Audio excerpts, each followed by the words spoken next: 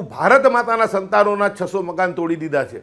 હું એમ કહેવા માગું છું કે હાઈકોર્ટ અને સુપ્રીમ કોર્ટના ઘણા બધા ચુકાદાઓ છે અને કોર્પોરેશનની ગાઈડલાઈન છે કે જે લોકો 2010 સુધી અહીંયા રહેતા હોય એના પુરાવા હોય, એ બાંગ્લાદેશી સિવાયની વાત કરું છું, માત્ર ભારતીય લોકોની, બાંગ્લાદેશીઓ માટે મારે કોઈ સમર્થન નથી. એટલે જે ભારતીયો હતા એમને વૈકલ્પિક વ્યવસ્થા આપી હતી. 45 ડિગ્રીની અંદર એમને રોડ પર મૂકી દેવા. તાત્કાલિક હું ગુજરાતના મુખ્યમંત્રી બહુ સંવેદનશીલ છે, બહુ માયાળુ છે, એમને વિનંતી કરું કે જે ભારતીય લોકો છે એમના માટે તાત્કાલિક રાહત શિબિર બનાવે અને ત્યાં રાખી અને એમને જરૂરી, જીવન જરૂરી, વધારે નહીં પણ જીવન જરૂરી વ્યવસ્થા એમને પૂરી પાડે અને એમને વૈકલ્પિક વ્યવસ્થા આપવાનો પ્રયાસ કરે.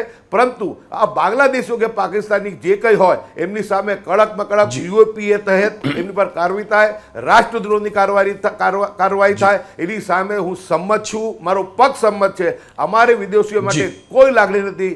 મા ભારતની પવિત્ર ધરતી ઉપર વિદેશીઓને કોઈ સ્થાન નથી.